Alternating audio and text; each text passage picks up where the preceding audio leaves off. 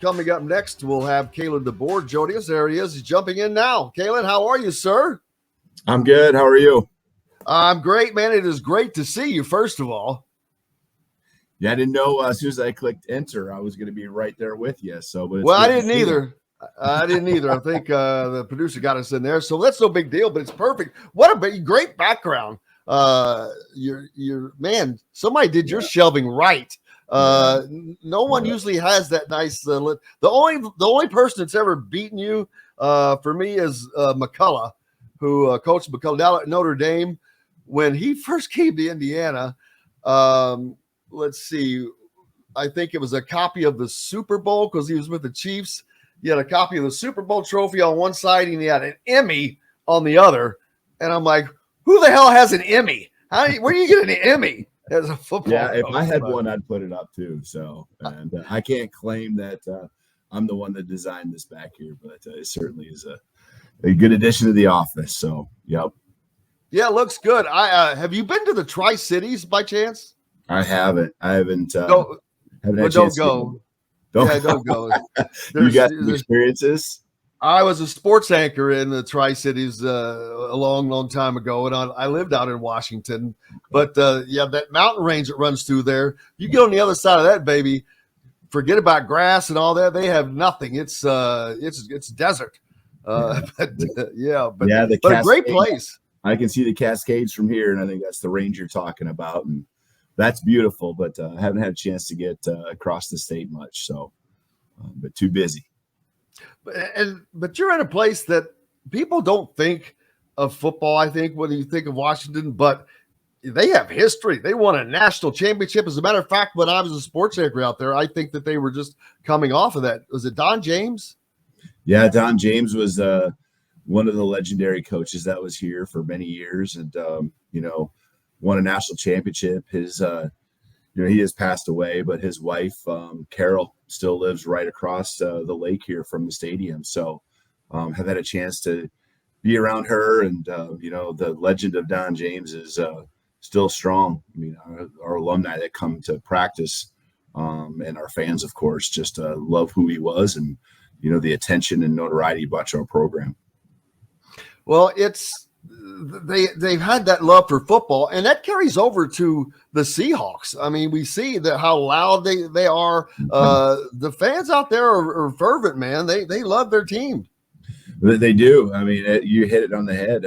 We've talked to, one of our selling points here is that it's one of the loudest, if not, I think maybe the loudest recorded decibel level ever in college football. And the Seahawks, I think, have number 2. And so a lot of it is maybe the structure that we have. It's got some a roof over, or a cantilever, they call it, over the stands, and it kind of traps the noise in. And the Seahawks have the same thing, but our fans are passionate, and they love their dogs and they love their Hawks. Well, they have good reason to be right now with you at the helm.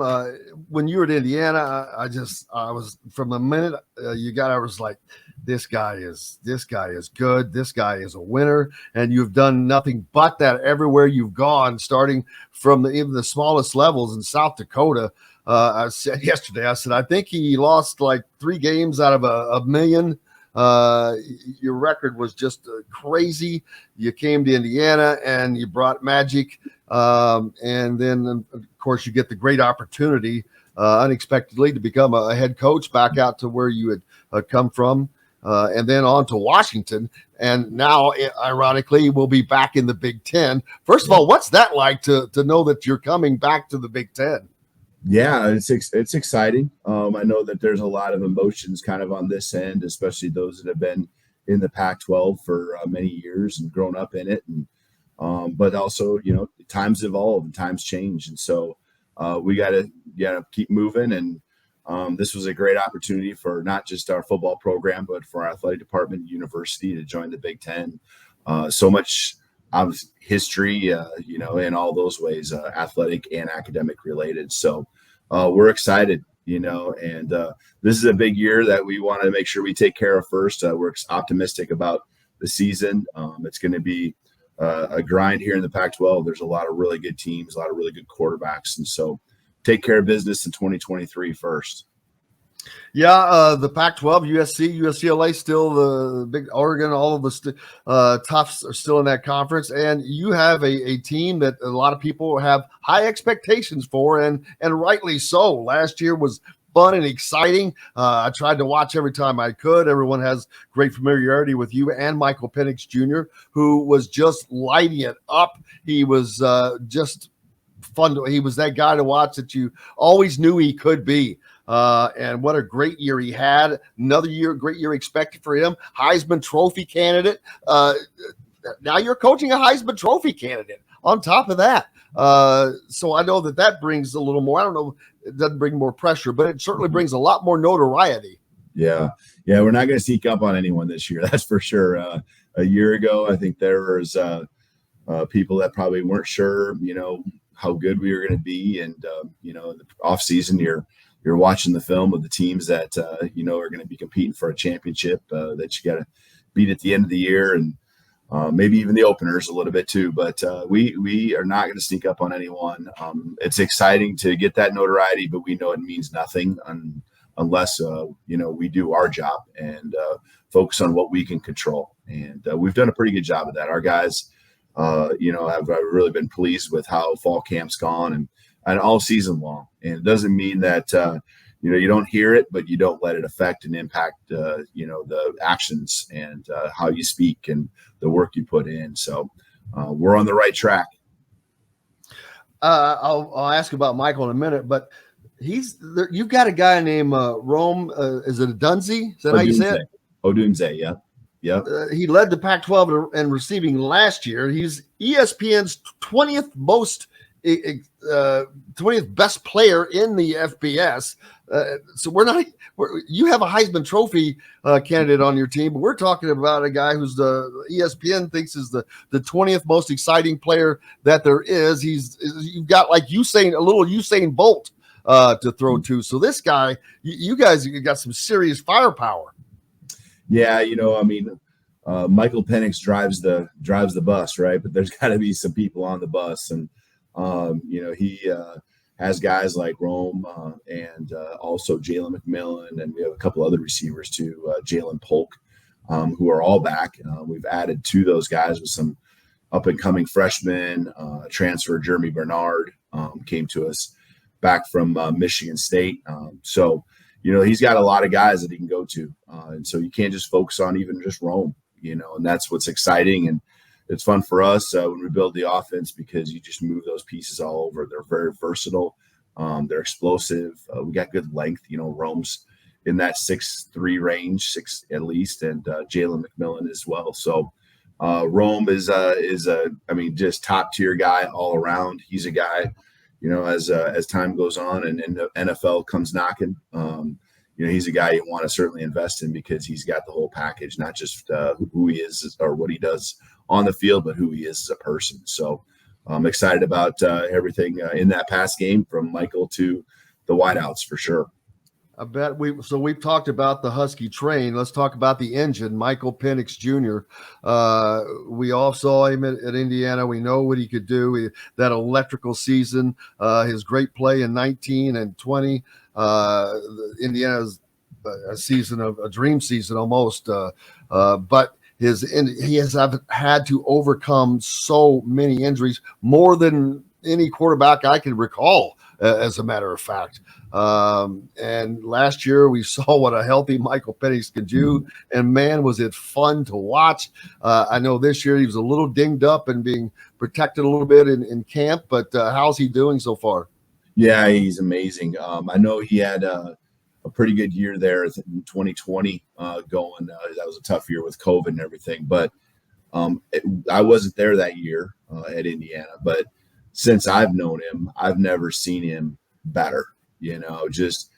A full off season now, really 2 off seasons to train, to continue to grow, not just with throwing, but physically, mentally, chemistry with his teammates.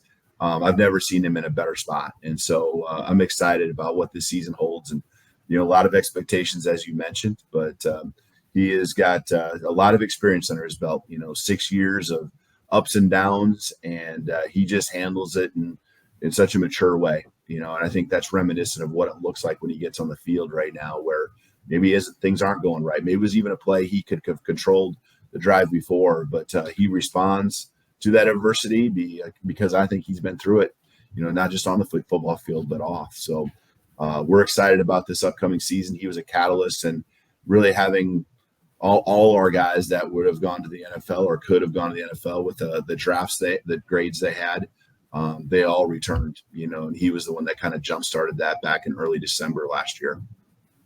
Yeah, he's has to follow up a great year now with what is expected to be a greater year, and on top of that, he's going to have the Heisman situation going, because if he has a year like last year, there's no way he is not in that conversation, because he's already been mentioned. And that adds that's as the season progresses, that will tend to add weight with the success. Handling all of that, how do you expect him to be with that? Because he has done a marvelous job. Yeah, he has. I mean, he's the first to know that, if you're going to win a Heisman, you got to win the big games, which means that you have to have a team around you that's pretty good on top of it. And so, as much as that award gets thrown around and his name's put kind of in that category, he knows it really doesn't matter unless we win those big games. And, that just is another piece that it reinforces, him being a team player, and all of this. And our team just has bought into him. It obviously happened a year ago because of what he was doing to help us win football games. But, the guys just love him, and he's so easy to root for as a person, as from his time at Indiana. And he's just a solid all-around individual, fun to be around, intense, when the competition is, there in front of him, but also just easy, got a big smile on his face, role model for the kids. They love him here. His line at Fan Appreciation Day was twice as long as mine. I noticed there about halfway through. And I'm a competitive person, so I want my line to be longer, right? So I slowed down how quickly I was going through my autographs. See, you're smarter. You got the smarts. Yeah. No, I did, but I think the point, just he's got so many people here in the Seattle community that just really are appreciative of what he's doing and excited to watch him play again this fall. He is a great guy. He always had a smile on his face, was always generous with us with his time. And has there been a player that has benefited more from the COVID year than he has? I mean, we wouldn't be getting to see this Michael Penix if it weren't for that. And I'm looking forward to watching it. I got to tell you. Yeah, no, I mean, I'm sure you can find some curses to it too, but it's certainly been, I think, a blessing in his mind that he got an option to be able to come back and take advantage of the continuity of being here a second year now, and enjoying the moment. That's the thing I think a lot of people appreciate with him from within, is that he also not just realizes that, hey, if I stick around, I can improve my draft stock, but just enjoying college football and how quickly, even if it's 6 years, how quickly it comes and goes. And this time is special, when you're around the people you love being around, that you just believe in. And, I think him coming back was also partly due to just, hey, I want to enjoy college football. I had a blast last year. I want to do it again. And Michael is obviously an electric quarterback that we're looking forward to watching. With all the change that has happened in college football, a lot of it none of us like, but it is what it is. But how fortuitous was it you would land in Washington and to be able to get a guy like Michael Penix Jr., whom you had a relationship with at Indiana? I mean, that's just weird for that to work out and for that magical season last year. Yeah, it is. It certainly made things easier from an offensive standpoint, where there were some struggles before we got here. Just putting points on the board, and there really was no consistency with a passing game. And so, Michael knew the offensive system, and it evolves and changes each year as far as what you add and kind of the directions you go. And a lot of times it's based on personnel, but he knew it from 2019, and pieces of that carried on through 20 and 21 there at Indiana with the system, and then coming here. Really, he was in a way kind of in his fourth year of the system, and kind of a coach on the field when they were having player run practices in the spring and summer. He was able to pretty much say, hey, this is what the coaches are going to want, and that just, I think, really propelled us and accelerated, what we were able to do last year, offensively in particular. This is the last season of the Pac-12, which is sad. I hate to see that, but I've said it is what it is. But you're still playing this year. You're still playing USC, UCLA, and all of that. I know your goal is to win this last championship. How cool would it be to be the last Pac-12 champion?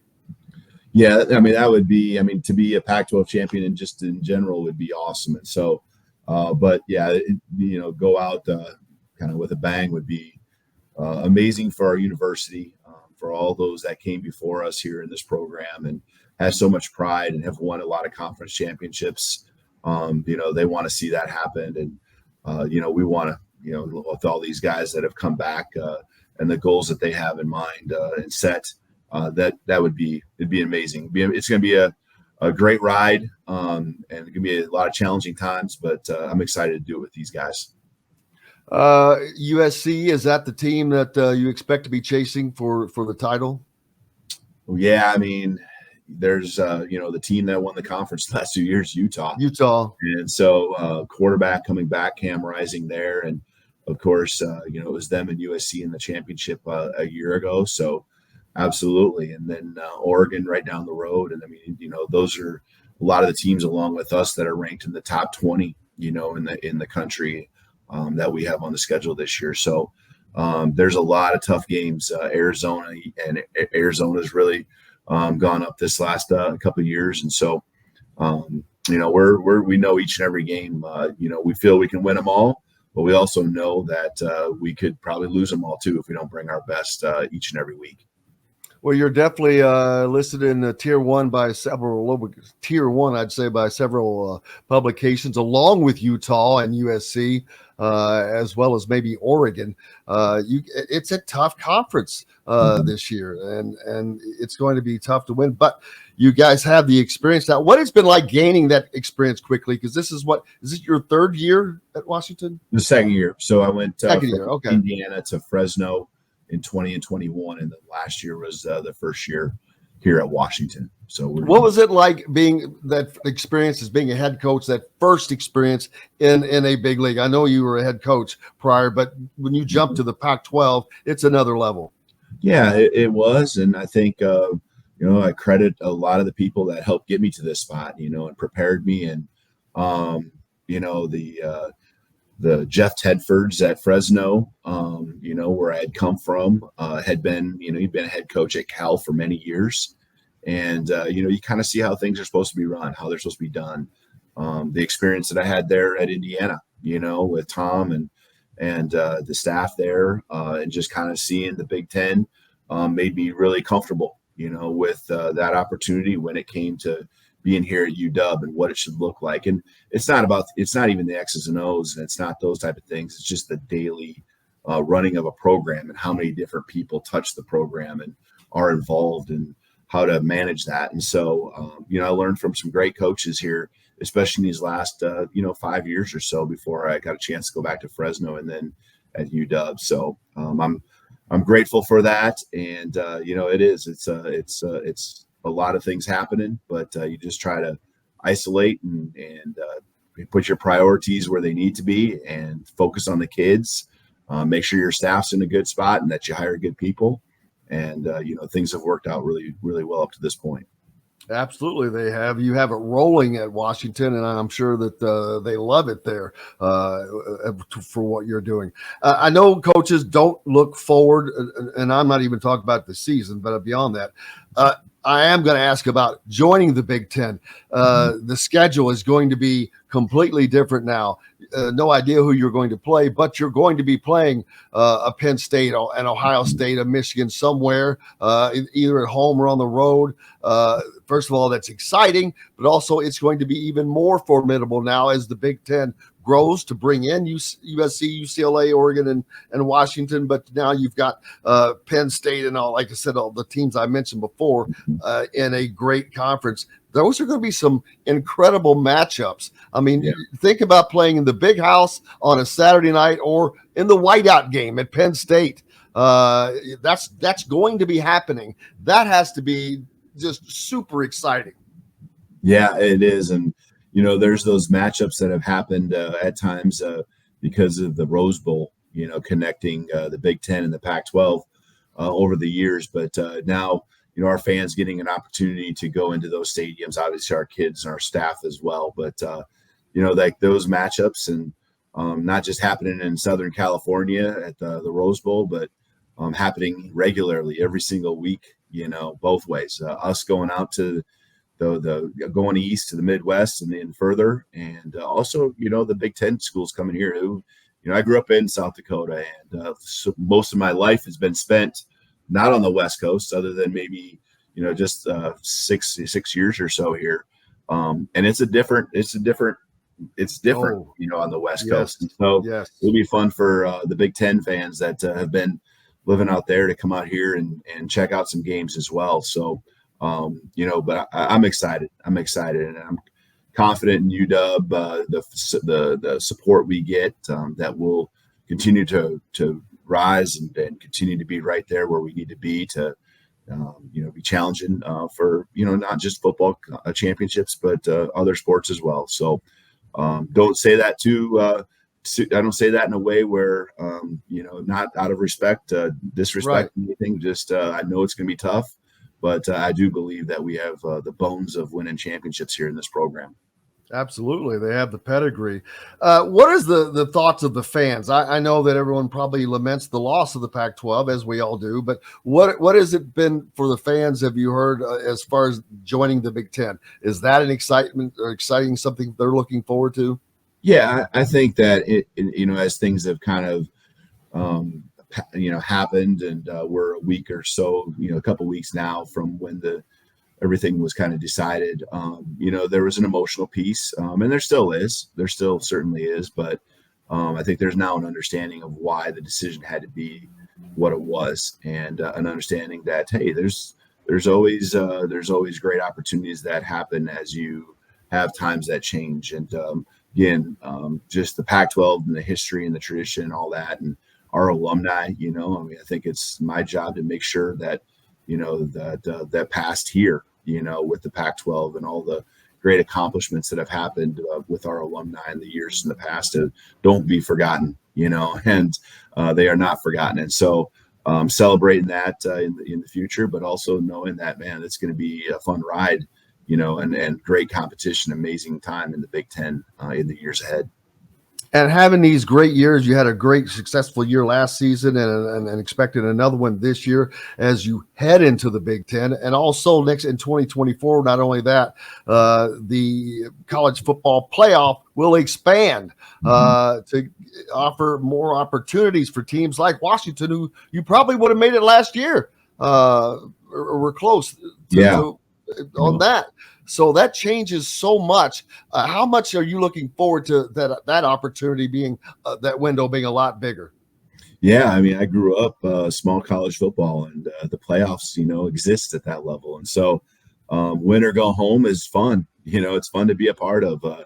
It gets nerve-wracking and stressful. The fans love it, but that'll be fun getting to that point where there's more teams involved in the playoff, and certainly getting there won't be any easier now being a part of the Big Ten, and I know that model is still probably being worked on is what that will look like based on now what's happened with the Pac-12 and the bids that would come from there. But, we're looking forward to, the competition to lead up to hopeful playoff appearances. But that's going to be a lot of cool times for not just our players but the fans as well of college football.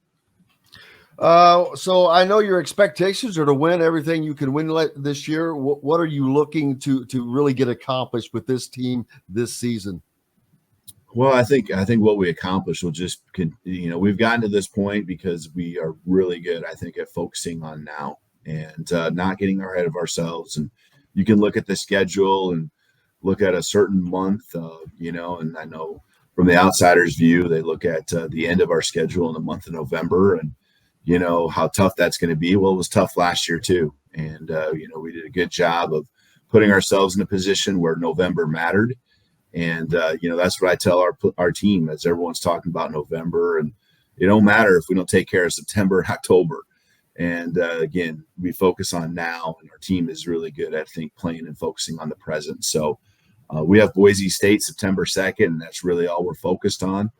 A couple weeks later, we do get that Big Ten experience. We're going out to Michigan State, week 3. And so some of that travel and some of that Big Ten experience is coming maybe a year early, than next year. So we got a great lineup with our season, and we just got to take care of business September 2nd, and that's when we're not even looking past right now for sure. I think you're catching Michigan State at a great time, so good for you on that one. That should be. I don't mean the time of year. They're down right now. Indiana beat them last year in a game that shocked me that I'm still so shocked. They went up and beat Michigan State.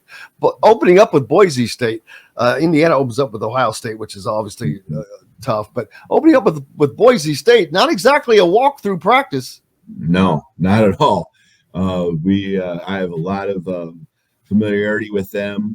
Played them 4 times as a coordinator when I was at Fresno State, and lost as a head coach when I was at Fresno State as well. So a program that's very proud and going to bring it, and they're going to be physical, they're going to be creative. We have a number of people on our staff, a lot of connections to Boise State. So I got 3 former Boise State players on my full-time staff, and I have a couple more that are off the field. So a lot of understanding of what that program's all about. And we know that, those are statement games for teams when they play up into, a game like us with, the week 1 opener. My favorite ending to a football game of all time was the Boise State, Oklahoma Statue of Liberty. That's just emblazed in my mind.